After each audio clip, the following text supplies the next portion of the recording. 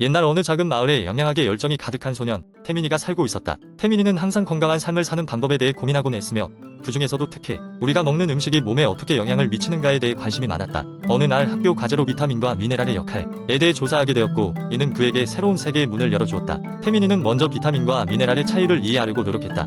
비타민은 우리 몸의 정상적인 기능을 돕기 위해 조금씩 필요한 유기 화합물로 인체 스스로 합성할 수 없어 음식을 통해 섭취해야 한다는 것을 알게 되었다.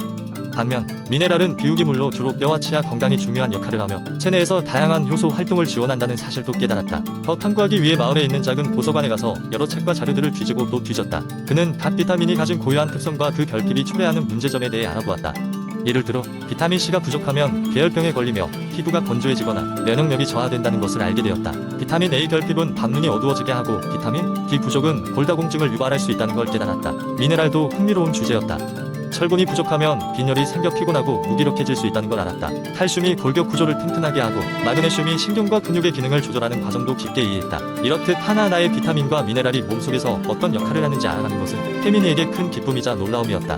태민이는 이러한 지식들을 활용해 마을 사람들에게 바른 음식 섭취의 중요성을 알리고자 했다. 그는 매달 마을 회관에서 영양 상담의 달을 열고 사람들에게 그들이 자주 먹는 식단이 어떻게 조절될 수 있는지를 설명했다. 사람들은 그의 이야기를 들으며 우리가 매일 먹는 작은 음식들이 얼마나 큰 의미를 가지는지 깨달았다.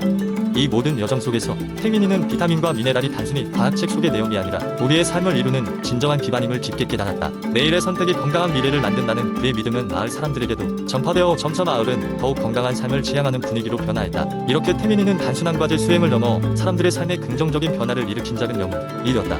그의 이야기에서 우리는 우리가 먹는 음식 하나하나가 우리 몸에 얼마나 중요한지 다시 한번 생각해 볼 수 있다. 비타민과 미네랄은 단순한 영양소 그 이상의 의미로 그들의 존재는 우리의 삶을 더욱 건강하고 풍요롭게 만들어 준다는 것을 항상 기억하자. 두 번째 이야기. 서울의 한 고층 빌딩. 언제나 그렇듯 이른 아침부터 사무실엔 여기저기 각자의 자리에 앉아 컴퓨터 모니터에 빠져있는 사람들이 가득했다. 그중 타임 매거진의 기자인 민수도 예외는 아니었다. 매일매일 기사 마감에 쫓기다 보니 민수는 어느새 자신의 척추 건강을 점점 잊어가고 있었다. 그러던 어느 날 갑작스럽게 찾아온 허리 통증에 그는 병원에 가게 되었다. 의사는 진단을 마친 후 알아였다. 민수씨, 오랫동안 앉아서 일하다 보니 척추에 무리가 많이 가셨네요. 앞으로는 조심하셔야겠습니다. 충격과 동시에 조심해야겠다는 결심을 굳힌 민수는 의사의 조언과 자신의 리서치를 바탕으로 척추 건강을 위한 다양한 조치를 취하기 시작했다. 이로 올바른 자세 유지하기. 민수는 먼저 컴퓨터 앞에 앉을 때의 자세를 고쳤다. 엉덩이를 의자 깊숙이 밀어넣고 등받이에 등을 바싹 붙여 앉았다. 허리는 자연스럽게 유지하며 목은 고개를 숙이지 않고 스크린과 평행을 이루도록 하였다. 이 키보드와 마우스 위치 조정. 키보드와 마우스도 기존의 높이에서 손목 부담을 줄일 수 있게 팔꿈치 높이에 맞춰 조절하였다. 이를 통해 어깨와 손목의 부담이 줄어들었다. 3-4주 스트레칭하기. 민수는 4시간마다 타이머를 맞춰두고 간단한 스트레칭을 했다. 목을 양옆으로 돌리고 발을 높이 들어 기지개를 펴며 허리를 좌우로 천천히 돌려주는 것만으로도 신진대사가 활발해지는 것을 느꼈다. 사서있는 책상 도입. 점점 많은 회사에서 도입하고 있는 스탠딩 데스크를 업무 환경에 반영하기로 했다. 서서 일하는 것 또한 처음엔 어색했으나 점차 익숙해지면서 오히려 집중력이 올라가는 것을 경험했다. 오후 규칙적인 운동. 퇴근 후에는 인근 헬스장에 들러 수영을 하거나 요가 수업을 들었다. 특히 요가는 척추를 유연하게 만들고 집중력을 높이는 데 큰 도움이 되었다. 이런 변화를 시작한 후 몇 주가 지나자 민수의 허리 통증은 점점 줄어들었고 전반적인 건강 상태도 개선되었다. 그는 앞으로도 꾸준히 이러한 건강 습관을 유지하며 건강한 생활을 이어가겠다는 다짐을 하였다. 이를 통해 민수는 단순한 직장인의 삶을 넘어 스스로의 건강을 지키는 현명한 사회인이 되었다. 이 경험을 주변 동료들과도 나누며 사무실 내에서 건강한 문화가 확산되었고, 그를 통해 민수는 사무실의 척추 전도사라는 별명을 얻었다. 이제 누구든 허리 아픈 일이 생기면 가장 먼저 민수를 찾게 되었고, 민수는 기꺼이 자신의 이야기를 나누며 도울 준비가 되어 있다. 사무실 동료들뿐만 아니라 그는 인터넷 커뮤니티에서도 자신의 비법을 공유하며 더 많은 직장인들이 건강하게 오래 일할 수 있도록 돕고 싶다. 세 번째 이야기할 때 나는 모든 잘못된 다이어트 상식을 맹목적으로 믿고 이를 실천하며 꿈꾸던 이상적인 몸매를 얻으려 했었다. 초기에는 많은 사람들이 그렇듯 다양한 유행 다이어트에 빠져들었다. 첫 시작은 단식이었고 얼마 지나지 않아 극단적인 저탄수화물 다이어트, 심지어는 물만 마시는 다이어트까지 시도했다. 그러던 중 어느 날 나는 건강상 심각한 경고를 받았다. 나의 체내 영양 균형은 완전히 무너졌고 내가 그토록 원하던 신체적 변화는커녕 피곤과 스트레스만이 나를 감싸고 있었다. 그때 나는 문득 깨달았다. 이렇게 해서 정말 건강해질 수 있을까? 나는 모든 다이어트 방식을 한번 점검해 보기로 마음먹었고 제대로 배운 영양학 지식을 바탕으로 새로운 방식을 찾기로 했다. 일단 다이어트에 대한 여러 잘못된 상식을 찾아보았다. 의외로 많은 사람들이 믿고 있는 비효율적이고 건강에 치명적인 다이어트 방법이 많았다. 예를 들어 흔히 마시는 디톡스 주스. 많은 사람들이 디톡스 주스 한 잔만으로 체내 독소를 제거할 수 있다고 믿지만 사실상 우리 몸의 자연스러운 해독 시스템이 그 역할을 충분히 하고 있었다.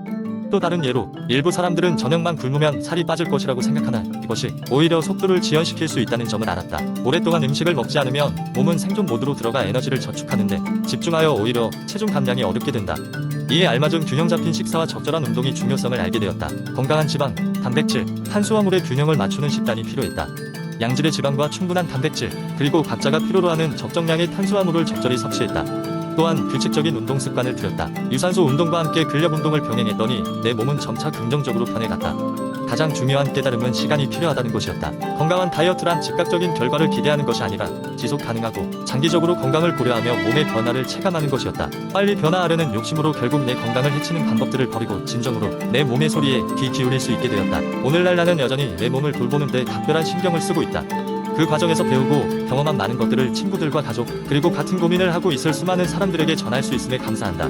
잘못된 다이어트 상식을 바로잡고 건강한 삶을 살기 위해 필요한 것은 올바른 정보와 실천뿐이다. 그리고 그것이 아무리 어려워 보여도 스스로에 대한 믿음과 노력으로 극복할 수 있음을 나는 알게 되었다. 네 번째 이야기, 스트레스는 현대 사회에서 피할 수 없는 요소입니다. 일상의 과중한 업무나 개인적인 문제들 또는 주변 환경에서 받는 압박감은 우리의 정신과 신체 건강에 부정적인 영향을 미칠 수 있습니다. 많은 사람이 이러한 스트레스를 효과적으로 관리하는 방법을 찾아야 할 필요성을 느끼고 있습니다. 여기에는 7가지 효과적인 스트레스 해소 방법에 관한 이야기가 있습니다. 첫 번째로 이야기할 방법은 규칙적인 운동입니다. 저녁 노을이 비치는 공원을 달리는 한 남자의 모습을 상상해보세요. 그는 하루의 업무를 마치고 운동화를 신습니다. 달리는 동안 신선한 공기가 태 깊숙이 스며들고 땀이 이마를 타고 흘러내립니다. 그는 매일 이러한 시간을 통해 자신을 다시금 리셋합니다. 심장 박동이 규칙적으로 뛰고 하루의 긴장감을 흘려보내며 변화를 느끼기 시작합니다. 이는 그에게 있어 스트레스를 해소하는 중요한 시간이 되어 주었습니다. 두 번째 방법은 마음챙김 명상입니다. 한 소녀가 아침 햇살이 비치는 조용한 방에 앉아 눈을 감고 깊게 호흡합니다. 그녀의 눈앞에는 요가 매트와 따뜻한 차 한 잔이 놓여 있습니다. 천천히 자신에게 집중하고 현재 순간을 온전히 받아들입니다. 하루 중 잠깐이라도 자신을 돌보는 시간을 통해 그녀는 스트레스의 무게를 덜어냅니다. 세 번째는 취미생활의 참여입니다. 매일 바쁜 생활 속에서 자신이 진정 즐기는 일을 할 시간을 찾는 것은 큰 도전일 수 있습니다. 그러나 한 젊은 여성이 주말마다 그림을 그리는 예술 시간을 통해 새로운 색채를 발견하고 자신만의 시간을 가집니다. 그녀는 몰입하는 그 짧은 시간이 엄청난 에너지를 제공합니다. 네 번째로는 사회적 교류의 중요성을 이야기하지 않을 수 없습니다. 친구들과의 모임이나 가족과의 저녁 식사는 심리적 안정을 제공합니다. 한 모임에서 오랜 친구들과 함께 웃고 떠드는 것은 스트레스를 잊게 하는 순간일 것입니다. 서먹서먹했던 관계가 더욱 깊어지고 이런 순간들이 반복될 때 그는 세상에서 혼자가 아님을 느낍니다. 다섯 번째는 자연과의 교감입니다. 한 번은 한 가족이 떠난 캠핑 여행을 떠올려 보세요.